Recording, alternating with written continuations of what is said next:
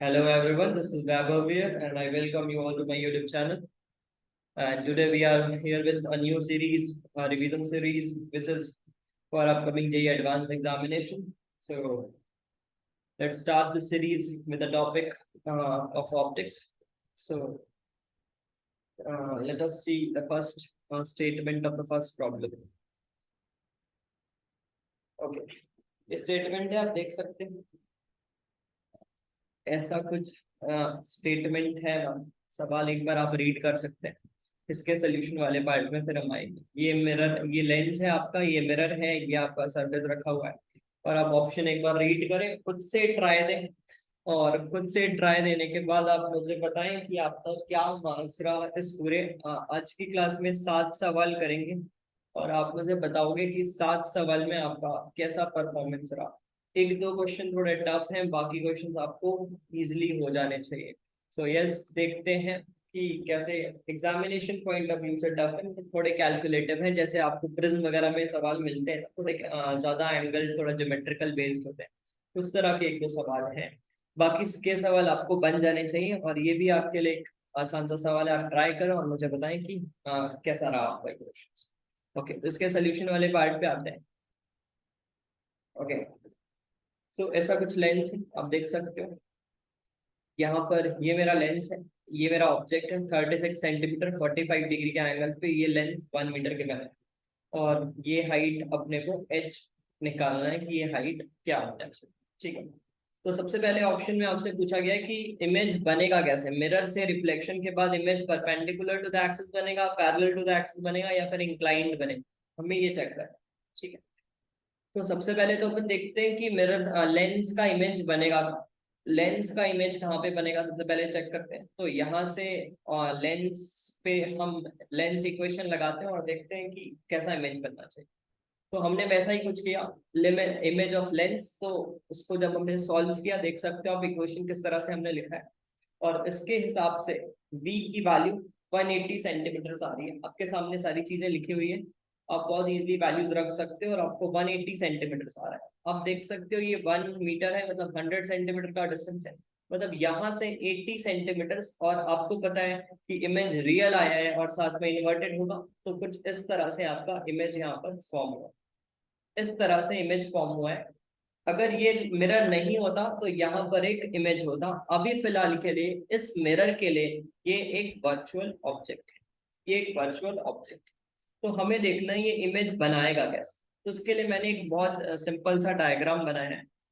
आप इसको virtual object मान रहे हो। वर्चुअल ऑब्जेक्ट मतलब यहाँ से रे ऐसे आ रही है। अगर ये लेंस नहीं होता, मिरर नहीं होता, तो ये ऐसा इस पॉइंट पे जाके ऐसे मिलते तो और भी रेज होंगे। मैंने एक सिंगल रे बनाया है आपको दिखाने के लिए। तो यस, ये रे जो है इससे ऐसे टकराएंगे और नीचे जाएंगे। नीचे क्यों जाएंगे, बिकॉज 45 डिग्री से इंक्लाइन है। अगर 45 डिग्री से इंक्लाइन है तो यस ये नॉर्मल होगा। और नॉर्मल अगर ऐसा है तो आप देख सकते हो बिल्कुल पैरेलल आ रहा है, तो ये भी 45 और ये भी 45। तो यस आप बोल सकते हो बिल्कुल ऐसा नीचे चला जाएगा। और ये जो पॉइंट है क्यू, इस पे जो रे ऐसा पड़ रही है जो कि यहाँ से आती हुई दिख रही है, ऐसा मान सकते हैं। सो उसके लिए वो कहीं रिफ्लेक्ट होके यहाँ पर आएगा और आप देख सकते हो कि ये बिल्कुल सीधा ऐसा आ जा रहा है।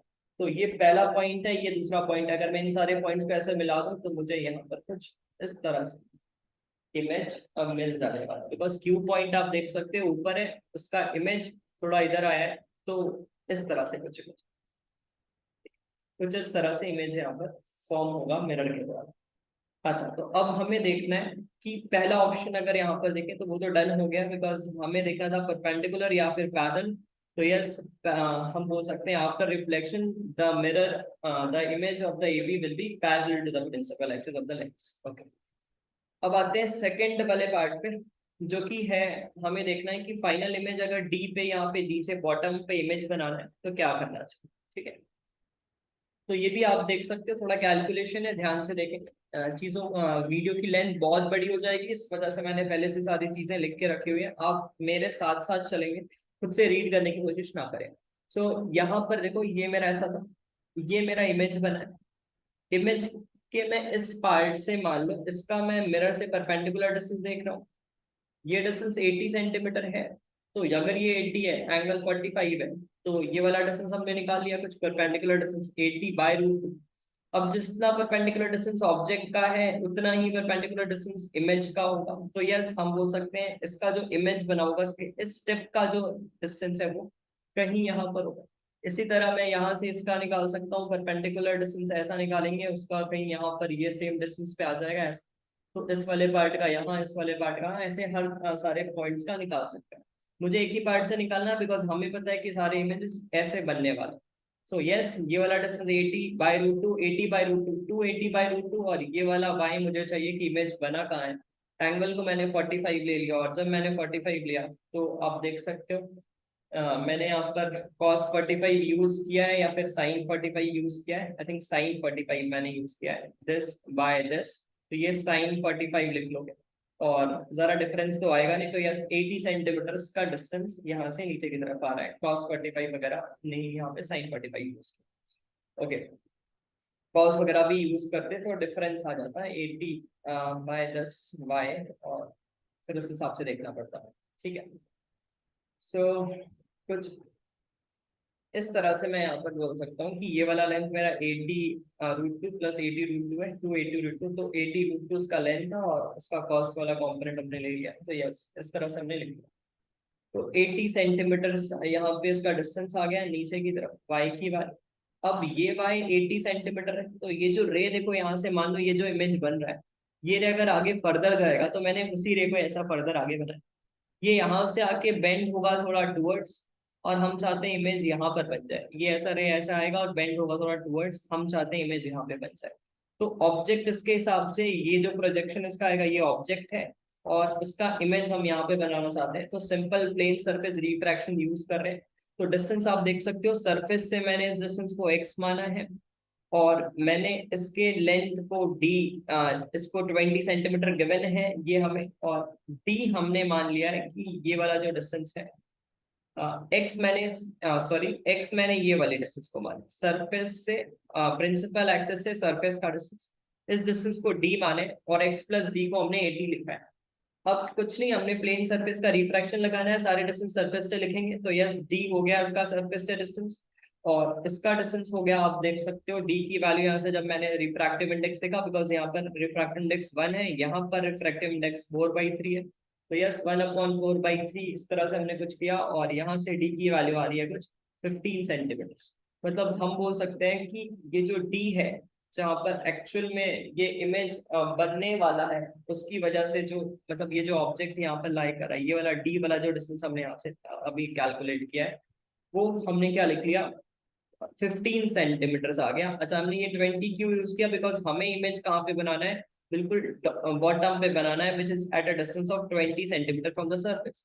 तो this is the apparent image और this is the real object, अपन ऐसा मान सकते हैं। और हाँ इस तरह से हमने सॉल्व किया, 15 सेंटीमीटर कुछ आ रहा है। एच की वैल्यू चाहिए थी मुझे, तो यस ये वाला डिस्टेंस हो गया आपका 15, ये हो गया आप ओवरऑल बोल सकते हो 80, ये वाला डिस्टेंस ओवरऑल 80 बोल सकते हो, और ये वाला डिस्टेंस आपका 5 बच रहा है। तो 85 सेंटीमीटर जैसा कुछ यहाँ से मुझे आता हुआ दिख रहा है। ठीक है, 85 सेंटीमीटर जैसा मुझे कुछ आता हुआ यहाँ पर दिख रहा है। ठीक है, तो ये हुआ पहला पार्ट, आप बोल सकते हैं this is the first part of question. अब नेक्स्ट आते हैं क्वेश्चन नंबर 1 डन हुआ, तो ऑप्शन अगर यहाँ पर मैच करें तो ये होना चाहिए था आपका option number A and option number. ठीक है, अगले क्वेश्चन पे आते हैं। ओके सो नेक्स्ट क्वेश्चन देखते हैं, ये है आपका अगला क्वेश्चन। तो यहाँ पर आप देख सकते हो ट्रिपल स्लिट्स दिख रहे हैं मुझे। मैं थोड़ा सा अगर आपको कम विजिबल है मैं आपकी हेल्प करता हूँ। ये 3 स्लिट्स दिख रहे हैं मुझे, अगर आप यहाँ पर ध्यान से देखें। सो ये 3 स्लिट्स दिख रहे हैं मुझे, एक पहला स्लिट 1, स्लिट 2, स्लिट 3। और इस पॉइंट पे आप बोल सकते हो कि रिजल्टेंट एम्पलीट्यूड अपन देखना चाह रहे हैं, और अलग अलग फेज डिफरेंस के कारण इस दोनों यहाँ पर ये जो पार्ट डिफरेंस आया इसको कुछ डेल्टा बोला गया है, और इस डेल्टा के अलग अलग वैल्यूज पर हमें देखने को मिल रहा है कि कुछ इस तरह से हमने यहाँ पे प्लॉट किया है। तो हमें यहाँ पर बस वही देखना है कौन सा ग्राफ इनमें से सही है इन दोनों, और सेकंड अपने को चेक करना है कि ये जो एम्पलीट्यूड दिखा रहे हैं A10 A20, तो इनकी वैल्यूज कुछ इस तरह से अरेंज करने पे ये वाली वैल्यू आती है या फिर ये वाली वैल्यू। आप एक बार खुद से ट्राई करें और फिर अपन सोल्यूशन पे आते हैं। सोल्यूशन देखते हैं इसका कैसा होना चाहिए। बहुत इजी सवाल है, अगर ध्यान से देखें तो बहुत इजी सवाल है। तो हमने यहाँ पर बस दो पॉइंट्स को कंसिडर किया है। आप अगर ध्यान से देखें तो मैंने बस दो पॉइंट्स के साथ गए। एक मैं जा रहा हूँ यहाँ पर, अगर आप देखें तो मैं एक जा रहा हूँ लैम्डा के साथ। आप कोई भी दो पॉइंट ले सकते हो, मैं एक लैम्डा के साथ जा रहा हूँ, और एक मैं एक्स की वैल्यू मतलब ये डेल्टा की वैल्यू लैम्डा के साथ जा रहा हूँ, एंड सेकंड में यहाँ पर लैम्डा/2 के साथ जा रहा हूँ, और मैं चेक करता हूँ मुझे कैसे मिलनी चाहिए।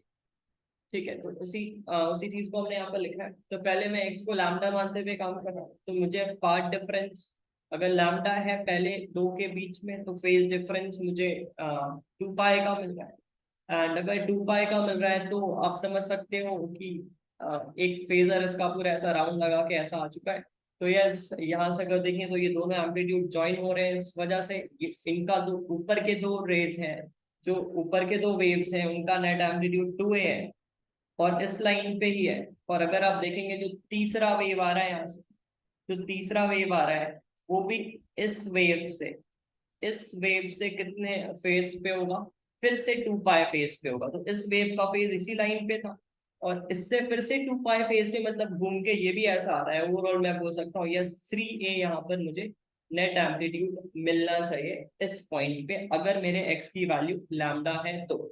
अब आ जाते हैं x की वैल्यू लैम्डा/2 के लिए चेक कर लेते हैं। और x की वैल्यू लैम्डा/2 के लिए जब मैं चेक करूँ तो फेज डिफरेंस आपका पाई आ जाने वाला है, बस इसी वाले वैल्यू पे रखने पे /2 हो जाने के कारण पाई आ जाने वाला है। तो यस, पाई का मतलब क्या है? पाई का मतलब है कि एक का फेज ऐसा है तो दूसरे का फेज ऐसा है। तो अगर मैं फेज डिफरेंस लैम्डा/2 रखता हूँ तो मुझे पहले दो अगर देखें तो एक का फेज हमने स्टैंडर्ड मान लिया, ऊपर से जो वेव आ रही थी उसकी फेज ऐसे मान लिया। तो दूसरा जो सेकंड वेव है उसका फेज कैसा होगा? पाई इससे पीछे, इससे पाई पीछे या फिर आगे, आप समझ सकते हैं, बिकॉज ये मेरा ऐसा कुछ फिगर है। तो इसका जो फेज है वो पाई पीछे, बिकॉज ये पाथ डिफरेंस में ये लीड कर रहा है। ओके, तो पाई फेज पीछे है तो मैंने ऐसा पीछे बना लिया, और इन दोनों का रिजल्टेंट 0 हो गया। अब बचता है ये लास्ट, और लास्ट जो है वो इससे, जो सेकंड वाला पार्ट है मेरा, ये जो सेकंड पार्ट है, इससे इससे अगर आप देखें तो फिर से पाई डिस्टेंस पीछे है, ये इससे पाई फेज पीछे है। तो यस, ये जो भी इसका फेज है उससे पाई और पीछे हो रहा है ये। अगर आप देखें इससे पाई और पीछे हो रहा है, तो यस कुछ ऐसा बन जाएगा। तो एम्पलीट्यूड मैं बोल सकता हूँ यस, इसका नेट एम्पलीट्यूड मुझे ए मिल रहा है। तो ये तीन स्लिट्स की अगर बात करें, हमें फिर वो वहां पे चेक करना था A21 A20 प्लस A10, और साथ में A20 माइनस A10। हाँ, तो इसकी वैल्यू मुझे चेक करनी थी। तो यहाँ पर हम देख सकते हैं कि नेट फिगर में कौन सा सही फिगर दिखना चाहिए। अगर यहाँ पर ध्यान से देखें तो आपको समझ में आ रहा होगा कि ये लैम्डा/2 वाला जो पार्ट है, ये जो लैम्डा वाला पॉइंट है, इस पे आपको मैक्सिमम मिल रहा था, यस 3a मिल रहा है। और ये जो लैम्डा/2 वाला पॉइंट है, इस पे आपको क्या मिल रहा है? 2a मिल रहा है। यहाँ पर अगर देखें तो इन्होंने लैम्डा को 0 बताया है, जो कि गलत होगा। और इन्होंने लैम्डा/2, यहाँ पर अगर ध्यान से देखें हम तो लैम्डा/2 आई थिंक मिसिंग है इस पे, या फिर कहीं होगा। ये ग्राफ तो पहले गलत हो गया, बिकॉज लैम्डा वाले पॉइंट को हमने बिल्कुल नीचे दिखाया है, गलत होगा ये। तो यस, ए वाला ऑप्शन सही होगा। और जब हमने इसकी वैल्यूज निकाली तो ये 3a था, और लैम्डा वाले पार्ट पे, मतलब ये वाला जो हाइट है ये 3a है, और हमने देखा ये a है। तो उस हिसाब से हमने वैल्यूज रखी इन सारी चीजों की। और जब वैल्यूज रख रहे हैं तो आप देख सकते हो रिजल्ट क्या आ रहा है। वैल्यूज रखने पे मुझे रिजल्ट 2 मिल रहा है, मतलब ऑप्शन सी भी यहाँ पर सही है। तो करेक्ट ऑप्शन मैं बोल सकता हूँ A एंड C। ठीक है, ये हुआ मेरा क्वेश्चन नंबर 2। सो ठीक चल रहा है, ये इजी क्वेश्चन बोल सकते हैं इसको, आसान सा सवाल था। अगर आपको ट्रिपल स्लिट्स आते हैं करने तो ये बहुत बेसिक सा सवाल था, इसमें कोई खास बात नहीं। नेक्स्ट क्वेश्चन की तरफ चलते हैं। ओके, सो ये आपका सवाल है, बहुत सिंपल सा सवाल दिख रहा है। और टू बी ऑनेस्ट मुझे भी बहुत ज्यादा मजा नहीं आया सवाल को करके, बट हाँ, जेई एडवांस में देखा गया है कि थोड़ा प्रिज्म से रिलेटेड कैलकुलेटेड सवाल और थोड़ा ज्योमेट्रिकल चीजें मिलाकर ही पूछा जाता है। तो उनमें से एक बोल सकते हैं वैसा ही कुछ सवाल है, थोड़ा सा ज्यादा ज्योमेट्री है। आप थोड़ा सा एक बार इसको ट्राई करें, बिकॉज हो सकता है कि इस तरह के सवाल आपको पूछ लिया जाए। तो बहुत ज्यादा पसंद तो सवाल है नहीं है, बट यस आप बोल सकते हैं कि करने लायक सवाल है, तो एक बार आप देख सकते हैं। तो आप एक बार इसे ट्राई करेंगे और हम आते हैं इसके सोल्यूशन वाले पार्ट। सो ये एक बहुत कॉम्प्लिकेटेड सा फिगर है मेरे साथ, और आप मेरे साथ साथ चलें और देखें कि हमने किया क्या है कौन से ट्रायंगल को, बिकॉज यहाँ पे बहुत सारी चीजें हमें दिखने नहीं वाली। सो एक बार ट्राई करते हैं। टू बी ऑनेस्ट थोड़ा कॉम्प्लिकेटेड है, बट यस हम कोशिश करते हैं चीजों को देखने की। तो मैंने यहाँ पे टेन थीटा लिखा है। टेन थीटा अगर मैं देखूँ तो ये ट्रायंगल पे आप एंगल्स खुद से देख सकते हैं कैसे कौन सा एंगल बना हुआ है। मैं आपको चीजों को बताता हुआ चलूंगा कि कौन सा एंगल मैंने कैसे लिखा है। अभी हम सबसे पहले इस वाले ट्रायंगल के साथ डील कर रहे हैं। अभी हम इस वाले ट्रायंगल पे डील कर रहे हैं। तो इस ट्रायंगल पे अगर हम देखें तो tan theta is AC by CB, और इस हिसाब से AC बाय CB, और ये वाला लाइन जो होगा ये होगा H1 माइनस H2, और बस मुझे CB को मैं लिख सकता हूँ DF which is this plus FG के बराबर। अब कुछ नहीं, tan थीटा की वैल्यू लिख रहे हैं तो DF को लिख लेते हैं। DF को हम लिख लेते हैं एक ट्राइंगल से। तो आप देख सकते हो ये 2 थीटा वाला एंगल है, और इस ट्राइंगल पे अगर मैं लिख दूं, इस ट्राइंगल पे अगर हम चीजें को लिख ले तो this by this will be tan theta, और मुझे DF चाहिए तो cot थीटा के टर्म पे आ जाएगा, तो ये DF की वैल्यू लिख ली। और इस ट्राइंगल पे देखें अगर, बिकॉज ये वाला एंगल भी 2 थीटा है, ये वाला एंगल भी 2 थीटा है, तो इस ट्राइंगल में मैंने चीजों को देखा। आप एक बार ऑब्जर्व कर लें एंगल्स वगैरह कैसे लिखे, आप खुद से एक बार ट्राई करें। तो ये वाला जो पार्ट है ये 2 थीटा दिख रहा है मुझे, और अगर ये 2 थीटा है तो फिर से हमने इस ट्राइंगल पे लिख लिया, तो DFG को भी मैंने कुछ cos थीटा के टर्म्स पे लिख लिया। तो यस H1 माइनस H2, और इस टर्म को फिर हमने क्या बोल सकते हैं tan थीटा की वैल्यू लिख ली है, और tan थीटा की वैल्यू कुछ इस तरह से आ रही है आगे की तरफ अगर देखें तो H1 माइनस H2, और नीचे की तरफ H1 प्लस H2 हो गया, और ये tan थीटा वाले टर्म्स को मैंने उस साइड भेज दिया है, मतलब ये cot थीटा वाला टर्म था, इस साइड जाने पर इसको tan 2 थीटा लिख दिया नीचे की तरफ। यस, अब मैंने इनको थोड़ा सा एक्सपैंड किया है चीजों को, तो इस तरह से लिख लिए H1 माइनस H2 और this is equals to this, और उसके बाद फिर हमने साइन H2 बाई H1 की वैल्यू यहाँ से कुछ इस तरह से निकाले, और H2 बाई H1 की वैल्यू इस तरह से आ गया। तो H2 बाई H1 को थोड़ा इसको और सिंप्लीफाई किए तो कुछ इस तरह से मुझे वैल्यूज मिल गई। आप देख सकते हो बहुत ज्यादा खास सवाल नहीं है, आगे आने वाले सवाल काफी अच्छे हैं। आप थोड़ा सा इस सवाल पे पेशेंस रखें और वीडियो को लास्ट तक बने रहे। थोड़ा सा कॉम्प्लिकेटेड ना बोल के मैं बोल सकता हूँ थोड़ा सा कम मजेदार सवाल है ये, बिकॉज थोड़ा सा कैलकुलेशन इस पे ज्यादा है। बट हाँ जरूर इस तरह के सवाल जो एडवांस में आते हैं थोड़ा सा हम इसलिए कोशिश करते हैं कि इसको सॉल्व करें। अब मैं इस वाले सरफेस पे स्नेल्स लॉ लिख रहा हूँ, इस वाले सरफेस पे मैं स्नेल्स लॉ लिख रहा हूँ। तो आप देख सकते हो स्नेल्स लॉ लिखने पे यहाँ का रिफ्रैक्टिव इंडेक्स म्यू, यहाँ का रिफ्रैक्टिव इंडेक्स 1, और अगर आप यहाँ से देखें ये वाला एंगल, तो इस वाले एंगल को हमने लिखा है 90 माइनस 3 थीटा, तो वही कर रहे हैं यहाँ से स्नेल्स लॉ के लिए। और यहाँ से ये जो आपने ऐसा नॉर्मल बनाया है ये वाला एंगल 90 माइनस थीटा, तो ये मैंने स्नेल्स लॉ लिखा। और बस ठीक है, इस तरह से यहाँ पे इसको मैं फर्दर सॉल्व कर रहा हूँ। 90 माइनस 3 थीटा तो हमने cos 3 थीटा लिख लिया, और उसको फिर sin 90 minus theta cos theta लिखा, और बस इस तरह से हमने आगे सॉल्व किया, और cos 3 theta by cos theta आया, और उसको हमने फर्दर ऐसा कुछ लिख लिया। और जब हमने ऐसा कुछ लिख लिया तो देख लो 1 बाय म्यू की वैल्यू, इसको इक्वेशन नंबर 2 बोल देते हैं, इसे हम इक्वेशन नंबर 1 बोल देते हैं। तो बस यहाँ से cos स्क्वायर थीटा की वैल्यू को हमने फिर दोनों को सॉल्व किया 4 cos स्क्वायर थीटा के लिए, तो यहाँ से H2 बाई H1 की वैल्यू मुझे कुछ ये मिल रही है। और अगर मैं यहाँ पर आपको ऑप्शंस को दिखाऊं तो मुझे यहाँ पर ऑप्शंस अगर देखें तो शायद मुझे ऑप्शन बी या फिर ऑप्शन डी पे एक कोई ऑप्शन सही दिख रहा है। आप देख सकते हैं कोई भी जो भी ऑप्शंस आपको मैच करता हुआ दिख रहा है that will be your correct options. तो so mu by 1 plus 2 mu, this option number D is your correct option. So ये था क्वेश्चन नंबर 3। क्वेश्चन नंबर 4 काफी अच्छा सवाल है, तो आप थोड़ा सा इस पे पेशेंस रखें और आगे अगले अगले क्वेश्चंस पर बताते हैं। ओके, सो ये मेरा प्रॉब्लम स्टेटमेंट है। अगर कोई ऐसे अच्छे मेथड्स के साथ थ्योरी पढ़ा होगा तो ये सब सवाल आपको एक फॉर्मूले के थ्रू हो जाते हैं।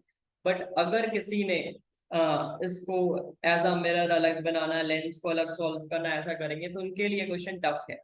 तो मैं कोशिश करूंगा आपको कि अपने नॉर्मल मेथड के साथ ना जाके, जो मैंने थ्योरी में मैं जिस तरह से चीजों को पढ़ाता हूँ मैं उसके साथ जा रहा हूँ।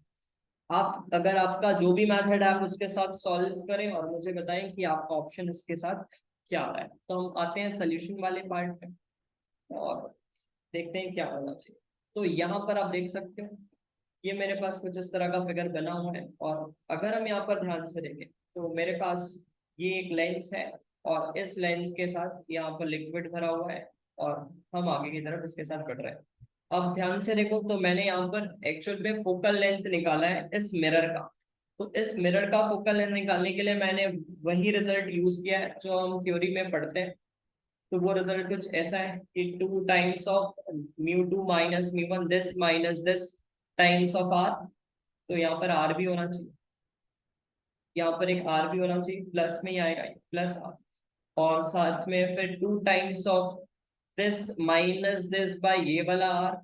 एंड आफ्टर दैट फिर हम लास्ट में लिखते हैं, इनफाइनाइट वाले के लिए लिखना था, यहाँ पे मैंने लिखा नहीं बिकॉज इसका जो आर आता वो नीचे की तरफ इन्फिनिटी जैसा कुछ आ जाता। ओके, सो इस तरह से चीजें यहाँ पर बनती। तो अगर आपको ये मेथड नहीं आता है तो अब आपके पास ऐसा टाइम नहीं है कि आप अपने मेथड्स को चेंज करें।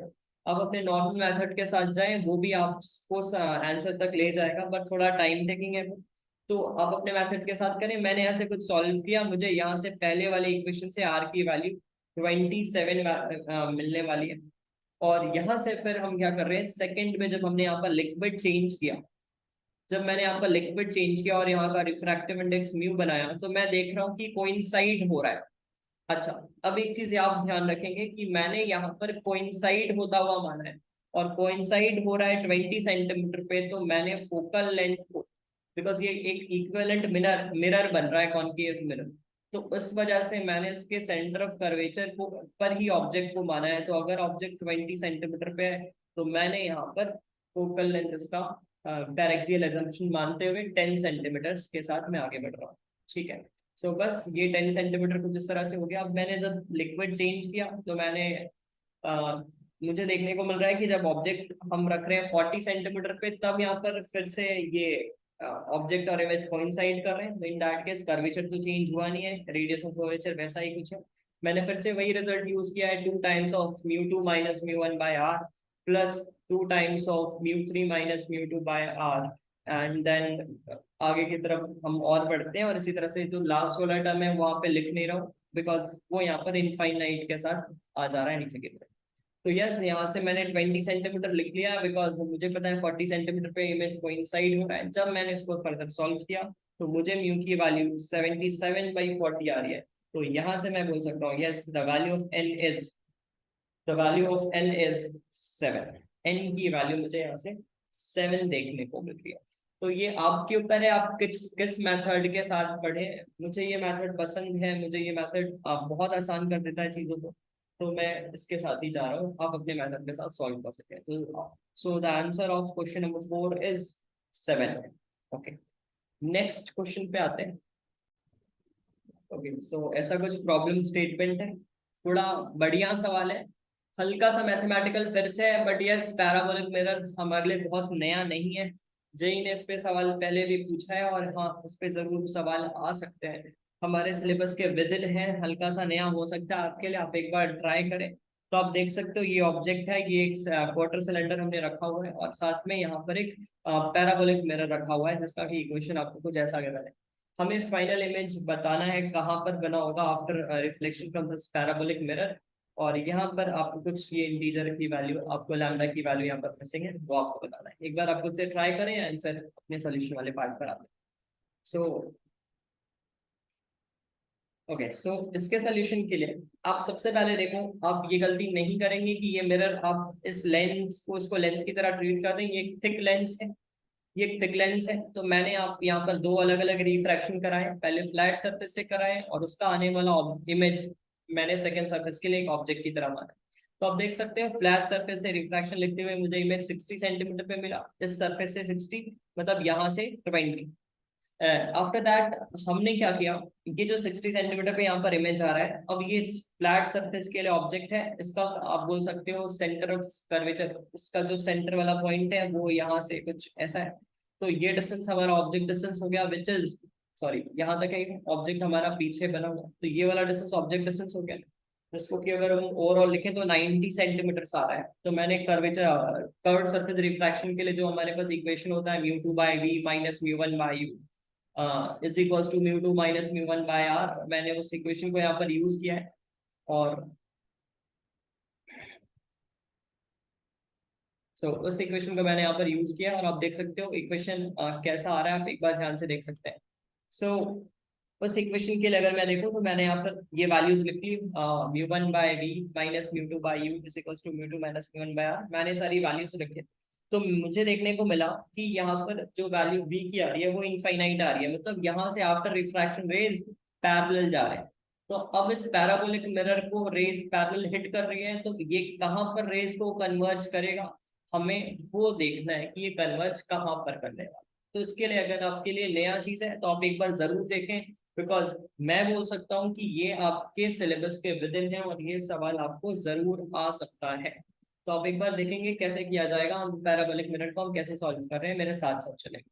सो यहाँ पर आप देखो, मैंने ये पैरेलल रेज आ रहे हैं, मैंने यहाँ से एक नॉर्मल ड्रॉ किया है और एक मैंने टेंजेंट ड्रॉ किया है, और नॉर्मल और टेंजेंट का इक्वेशन वगैरह मुझे थोड़ा सा रिलेट करना है। सो ये मेरे पास पैरेलल रेज ऐसे आ गए, ये आफ्टर रिफ्लेक्शन कुछ ऐसा चला गया, ये वाला नॉर्मल के साथ जो एंगल ऑफ इंसिडेंस था ये एंगल ऑफ रिफ्लेक्शन हो गया, इस तरह से ये थीटा है तो ये भी एंगल थीटा हो गया, ये थीटा है ये थीटा है, तो मैंने इस एंगल को बीटा माना है विच इज एक्चुअली 2 थीटा, ये बीटा है जो कि मैं 2 थीटा के इक्वल लिख सकता हूँ। जहां पर इस रे ने हिट किया है मैंने उसके कोऑर्डिनेट को x1 x2 माना है, और मैंने यहाँ से एक परपेंडिकुलर ड्रॉ किया है, और इस ट्रायंगल पे 2 थीटा के साथ मैंने tan लिखने का बाद में कोशिश किया है। ठीक है, तो इस ट्रायंगल पे अगर मैं tan 2 थीटा लिखूं तो मुझे वो मिलेगा y1 बाय ये वाला जो भी हम बोल सकते हैं इसका ये जो डिस्टेंस है, ये वाला distance, and this distance is, मैंने इसको ओवरऑल डिस्टेंस को x माना है, जहां पर ये कन्वर्ज हुआ है उसको x माना है, और जहां पर वो पहले परपेंडिकुलर ड्रॉप किया था उसे x1 माना है, तो ये वाला जो बचा हुआ डिस्टेंस है ये x माइनस x1 है।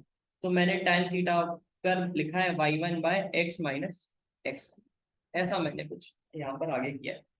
तो अब अगर आप यहाँ पर ध्यान से देखें तो हुआ क्या है, ये वाला एंगल 90 है, मैंने ये पूरा एंगल 90 होगा, मैंने इसी एंगल को अलग अलग तरह से लिखा है, ये वाला एंगल आप देख सकते हो 90 माइनस एल्फा है, ये वाला एंगल 90 माइनस बीटा है, और ये वाला एंगल थीटा है, मैंने तीनों का एडिशन 90 लिखा है, आप किसी और मेथड से भी जा सकते हैं। तो मैंने इस एंगल को एल्फा प्लस थीटा यहाँ से सॉल्व करने पर 90 आ रहा है, तो alpha is equals to 90 minus theta, और 2 theta is equals to 180 minus 12। ठीक है, 180 माइनस 12, तो मैंने tan 2 थीटा लिखा तो वो किसके इक्वल आ जा रहा है, वो आ जा रहा है माइनस टेन टू एल्फा के इक्वल आ जा रहा है।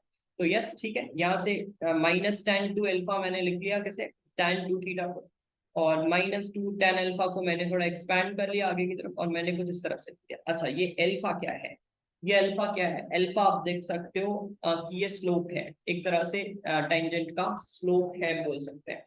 तो मैंने बस कुछ नहीं, यहाँ पर उसी इक्वेशन को, इस पैराबोलिक इक्वेशन को मैंने यहाँ पर डिफरेंशिएट किया, और मैंने यहाँ से स्लोप की वैल्यू निकाली, और स्लोप की वैल्यू यहाँ से 1 बाय वाई आता हुआ मुझे दिख रहा है, इस पर्टिकुलर पॉइंट पे जो स्लोप होगा वो 1 बाय y1 होगा। सो मैं टेन एल्फा को 1 बाय y1 लिख रहा हूँ, टेन एल्फा को 1 बाय y1 लिख रहा हूँ, टेन एल्फा की वैल्यू 1 बाय y1 लिख रहा हूँ इस पर्टिकुलर पॉइंट पे।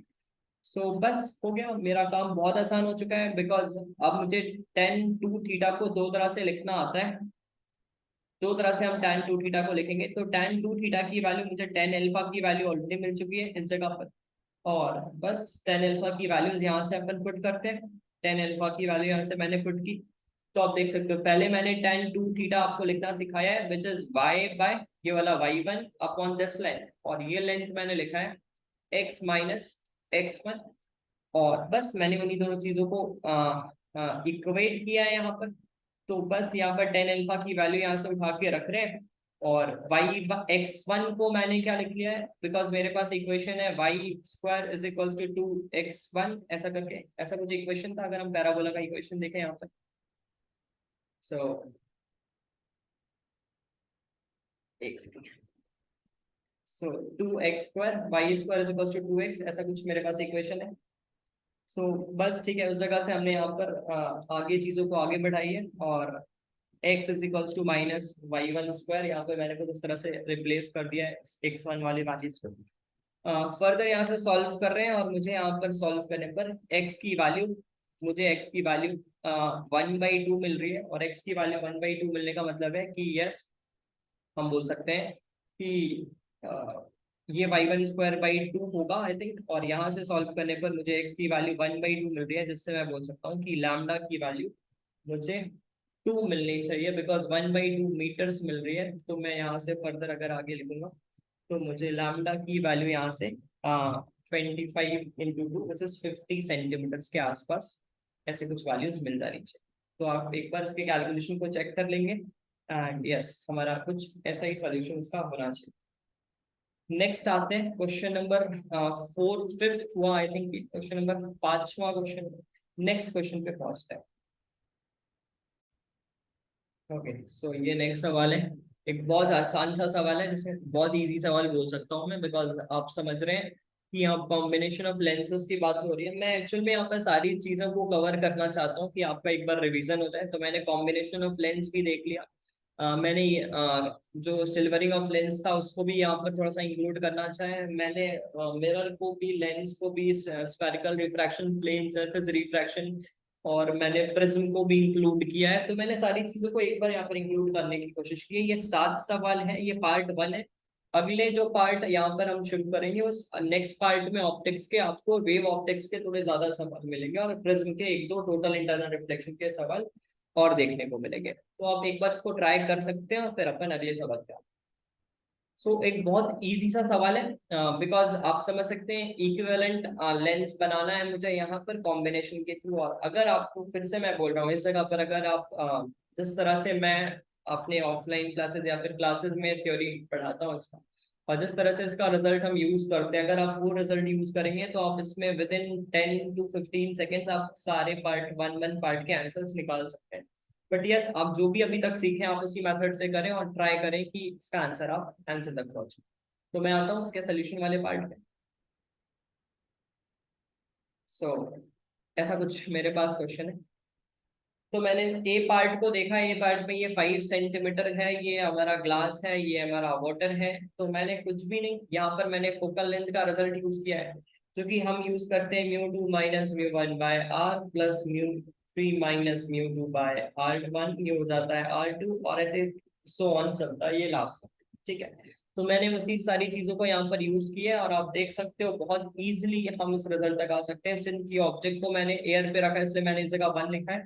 तो 1/f की वैल्यू मैंने यहाँ से फोकल लेंथ निकाल लिया इस मिरर का, उसी तरह से वैल्यूज यूज करते हुए, बिकॉज ये वाला सरफेस जो है, ये जो सरफेस है, मैंने यहाँ से इसको कुछ बोल सकते हैं, इसका रेडियस ऑफ कर्वेचर आपको 5 या 10 ऐसा कुछ गिवन है, 10 गिवन आई थिंक। तो 10 के साथ हम गए, ये वाले को प्लस ले लिया, इसको माइनस ले लिया, इसको इनफाइनाइट ले लिया, इस तरह से हमने फर्दर सरफेस पे लिखा है इक्वेशन। और मुझे एफ की वैल्यू यहाँ से 15 आ जा रही है, और आप देख सकते हो ऑब्जेक्ट को मैंने रखा है 5 सेंटीमीटर पे, फोकल लेंथ आ रहा है 15 पे। तो ऑब्जेक्ट फोकल लेंथ और फोकस, और बोल सकते हैं लेंस के ऑप्टिकल सेंटर के बीच में। सो हमें यहाँ पर इमेज वर्चुअल मिलना चाहिए, और साथ में आप देख सकते हो वर्चुअल के साथ साथ आपका जो फोकल लेंथ है वो 15 सेंटीमीटर है। तो यहाँ से अगर ऑप्शन देखें तो ऑप्शन में मुझे virtual image which is Q and focal length 15 आ रहा है S। तो QS का कॉम्बिनेशन मुझे पहले वाले पार्ट में मिला है। आगे अपन कोशिश करेंगे 1 बाय 1 सारी चीजों को और निकालने के लिए। सेकेंड सरफेस को आप देख सकते हो, एक बार आप उसका रिवीजन हो जाए, इस पर्पस से मैंने बीच बीच में इस तरह के क्वेश्चंस भी इंक्लूड किए हैं। हाँ, अगर आप इसको नॉर्मल मेथड से सॉल्व करते हैं तो ये आपके लिए चैलेंजिंग हो सकता है। इस मेथड से करेंगे तो आप इसको देख सकते हो, एक लाइन में आप इसके आंसर को लिख सकते हो। तो बस ठीक है, हमने फिर से वही मेथड यूज किया, मुझे यहाँ पर फोकल लेंथ 15 सेंटीमीटर मिल गया, और अगेन सेम रीजन पे लाई कर रहा है, तो इमेज फिर से मेरा वर्चुअल होगा। और आप देख सकते हो ऑब्जेक्ट को मैंने फिर से 5 सेंटीमीटर पे रखा है सेम, और इस बार रेडियस ऑफ कर्वेचर 5 कर लिया है, सेम रीजन पे लाई कर रहा है, इस वजह से मुझे फिर से बोलना चाहिए कि वर्चुअल इमेज होना चाहिए और फोकल लेंथ आप ऑलरेडी निकाल सकते हैं। थर्ड केस देख सकते हैं, फिर से मैंने एक लाइन में इस चीजों को कवर करने की कोशिश की है। 1/f ये वाला सरफेस है मेरा, देखो आप देख सकते हो ये वाला सरफेस, पहले इसका रिफ्रैक्टिव इंडेक्स लिखेंगे माइनस इसका रिफ्रैक्टिव इंडेक्स और डिवाइड करेंगे कर्वेचर से, तो 3/2 -1, और कर्वेचर यहाँ पे प्लस में लेंगे बिकॉज रे की डायरेक्शन में चल रहे हैं। तो इसी तरह से हम आगे बढ़ रहे हैं, देख सकते हो यहाँ पर आगे से के सरफेस के लिए लिखे, लास्ट वाले सरफेस के लिए लिखे, और फिर यहाँ से मुझे फोकल लेंथ कुछ 10 सेंटीमीटर से आता हुआ दिख रहा है, और मैंने ऑब्जेक्ट को 50 सेंटीमीटर पे रखा है, फोकल लेंथ 10 है, तो आप देख सकते हो 5 टाइम्स ऑफ फोकल लेंथ है, बियॉन्ड सी बियॉन्ड 2f का केस है ये, तो यस रियल इमेज होना चाहिए। और आप देख सकते हो कि 50 सेंटीमीटर और फोकल लेंथ 10 सेंटीमीटर से यहाँ से मुझे देखने को मिल रहा है।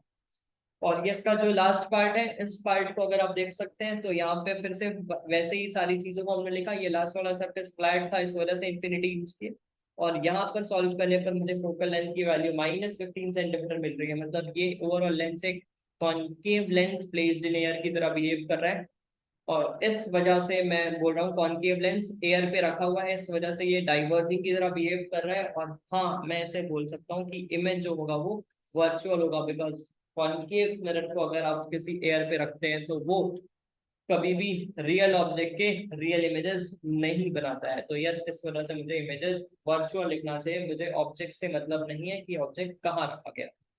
सो ये ओवरऑल हम बोल सकते हैं क्वेश्चन नंबर 6 था हमारे लिए, और आप ऑप्शंस मैच कर सकते हैं, मैं वहां पर जाके ऑप्शंस के साथ नहीं मैच कर रहा हूँ, मैं आपको सारी चीजों को बता रहा हूँ, आप वहां से ऑप्शंस मैच कर सकते हैं और अपने आंसर को देख सकते हैं।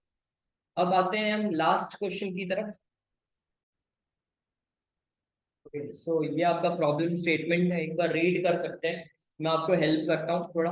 Consider a refracting medium of refractive index mu is equals to √2, capped in air and surrounding is capped by two non parallel, ये नॉन पैरेलल सरफेस है, such that one surface is fixed, ये वाला surface को fix रखा है हमने, and another surface is being moved, ये वाले सरफेस को हमने मूव कराया है, with a constant angular velocity of omega is equals to 2 radians per second about point A in clockwise direction। इस point A के about हमने यहाँ पर इसको clockwise direction में से मोड़ा है।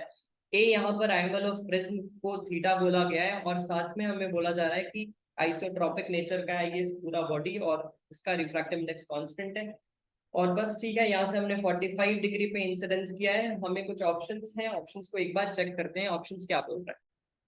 ओके सो ये आपका फिगर बना हुआ है, आप देख सकते हो उसको ओमेगा से घुमाया जा रहा है, और ये कुछ options, the magnitude of rate of change of angle of emergence from the moving surface with respect to the time is this, the magnitude of rate of change of angle of emergence with respect to time this, तो मुझे emergence angle का rate of change देखना है, और मुझे angle of deviation का rate of change देखना है, मतलब एक तरह से ई का रेट ऑफ चेंज और डेविएशन नेट डेविएशन का रेट ऑफ चेंज देखना है, कब, जब थीटा की वैल्यू 60 डिग्री है। थीटा यहाँ पर कैसे बोला गया है, हमें बताया गया है कि थीटा, मैंने इस चीज को थीटा बोला था, तो इस वक्त मुझे चेक करना है सारी चीजों को, आप एक बार देख सकते हैं, खुद से ट्राई करें और देखते हैं कि किस तरह से सॉल्व होना चाहिए, इंटरेस्टिंग सवाल है, देखते हैं कैसे सॉल्व होना चाहिए।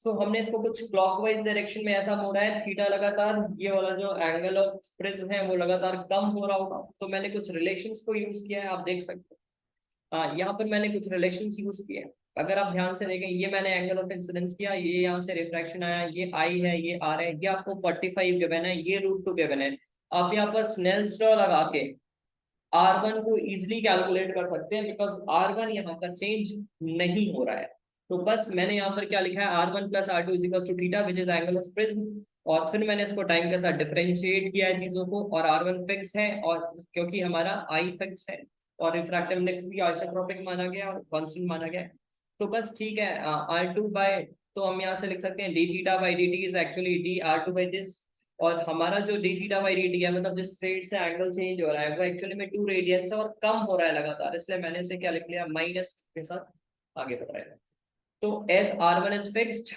तो ये कम हो रहा है, इस वजह से मैंने इसे नेगेटिव साइन के साथ आगे लिया है, तो मुझे यहाँ से एक चीज मिल चुका है कि D R2 by D T -2 के इक्वल है, बट मुझे क्या चाहिए, इमरजेंस एंगल, इमरजेंस एंगल के लिए मुझे क्या चाहिए होगा, मुझे R2 चाहिए होगा, और R2 के साथ साथ मुझे E चाहिए होगा, और फिर मुझे डिफरेंशिएट करना पड़ेगा। तो देखते हैं आगे क्या करना चाहिए। तो मैं स्नेल्स लॉ यूज कर रहा हूँ सेकंड सरफेस पे, √2 sin R2 और sin E, और फिर से हम उसके बाद में डिफरेंशिएट करेंगे। उसके पहले आप देख सकते हो कि मुझे थीटा इज इक्वल टू 60 पे सारी चीजों को चेक करना है। R1 की वैल्यू 30 है। हम कैसे निकाल सकते हैं इसको? पहले सरफेस पे स्नेल्स लॉ लगाओ और आप इसको बहुत इजीली फाइंड कर सकते हैं। और इसी तरह से 60 है, हमें पता है R1 R2 मिलके ओवरऑल 60 हो रहे हैं, तो R2 भी 30 आ जाएगा उस केस। तो यहाँ से हम E की वैल्यू लिख सकते हैं स्नेल्स लॉ की मदद से। इस जगह पर जो स्नेल्स लॉ लगाए यहाँ से E की वैल्यू लिख रहे हैं, साइन E की वैल्यू, तो वो मुझे कुछ 1/√2 मिल जा रहा है, मतलब 45 डिग्री। तो बस ठीक है, अब इस इक्वेशन को डिफरेंशिएट कर रहे हैं। डिफरेंशिएट करने पे आप देख सकते हो cos R2 dR2/dt, और यहाँ पर साइन E का डिफरेंशिएशन cos E बन गया और dE/dt। मुझे ये dE/dt चाहिए, मैंने dE/dt को इधर रखा, और cos E मुझे 45 पता है, 1/√2 मैंने यहाँ पर लिख लिया चीजों को, और dE/dt मैंने फर्दर इसको सॉल्व किया। आप देख सकते हैं किस तरह से सॉल्व हो रहा है, और यहाँ से मुझे dE/dt की वैल्यू -2√3 की वैल्यू मिल रही है। तो ये मेरा बोल सकते हैं rate of change of angular velocity है। और अगर मैं ऑप्शंस के साथ जाऊं तो आप देख सकते हो ऑप्शन नंबर बी यहाँ पर हमें मैच करता हुआ दिख रहा है। अब मुझे एंगल ऑफ इमर्जेंस का रेट ऑफ चेंज देखना है। तो बस कुछ नहीं, यहाँ से हमने emergence, angle of emergence, theta और आई और ई के बीच का रिलेशन यूज किया, और इसको फिर से टाइम के साथ डिफरेंशिएट किया। मुझे पता है इसका चेंज हो नहीं रहा है, मुझे इसका चेंज पता है -2 है, और मुझे dE/dt अभी मैंने थोड़ी देर पहले ऊपर निकाला है -2√3 है। तो मैंने वैल्यूज रखे और मुझे delta/dt मिल गया, विच इज एंगल ऑफ डेविएशन। तो यहाँ से कुछ एंगल ऑफ डेविएशन आ रहा है -2 प्लस -2√3, ऐसा कुछ मुझे आता हुआ दिख रहा है। तो मुझे यहाँ पर लिखना चाहिए, अगर यहाँ से देखें तो 2√3 -2, ऐसा कुछ ऑप्शन दिख रहा है यहाँ पर, 2√3 -2। तो आई थिंक यहाँ पर ऑप्शन, और ये डिक्रीज कर रहा है आई थिंक, या इंक्रीज कर रहा है, एक बार चेक कर लेते हैं इसको लास्ट। हाँ, कुछ वैल्यूज में गड़बड़ है। हाँ, 2 और -2√3 नहीं, ठीक है, हमारा ऑप्शन कुछ ऐसा ही दिया हुआ है, हम इसके साथ ही जा रहे हैं। तो 2 और -2√3 ऐसा कुछ है आई थिंक, शायद साइन में इधर उधर हो रहा है कुछ चीजें। तो आप देख सकते हैं एक बार कि क्या आ रहा है, 2 -√3, कुछ इस तरह से मुझे यहाँ पर वैल्यूज देखने को मिलती है। ओके, सो बस ये मेरा कुछ इस तरह से आंसर दिख रहा है। आप उसको मैग्नीट्यूड एक तरह से डिक्रीजिंग इंक्रीजिंग मानते हुए इसके मैग्नीट्यूड को अगर देखें तो मैच कर रहा है आई थिंक। तो ये हमारा ऑप्शन होना चाहिए। अगर मैग्नीट्यूड वाइज देखें तो यस, ये मेरा ऑप्शन हो जाना चाहिए, d delta/dt, बिकॉज मैंने ऊपर भी जो चीजें को आंसर के साथ मैच किया वो भी मैग्नीट्यूड वाइज किया है। अगर आप यहाँ पर सेकेंड ऑप्शन को भी देखें तो मैग्नीट्यूड वाइज कर रहे हैं सारी चीजों को। तो यस, मैग्नीट्यूड वाइज ये ऑप्शन भी सही है। तो हम बोल सकते हैं यस, हमारा ऑप्शन अगर यहाँ पर मैच करें तो ऑप्शन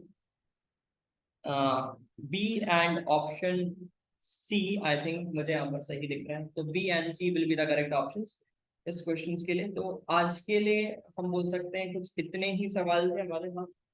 और भी बहुत सारे क्वेश्चंस आ सकते हैं, बट बहुत सारा मेहनत लग रहा है तो थोड़ा सा टाइम लगेगा। पार्ट 2 आपको कल मॉर्निंग मिल सकता है, और आप तब तक ये 7 क्वेश्चंस को काफी बढ़िया से ध्यान से देखें। और कल हम आते हैं ऑप्टिक्स के पार्ट 2 के साथ, और सेंटर ऑफ मास और काइनेमेटिक्स जो कि प्लान्ड है उसके पार्ट 1 के साथ। तो मिलते हैं कल अगले वीडियो पे। Thank you very much.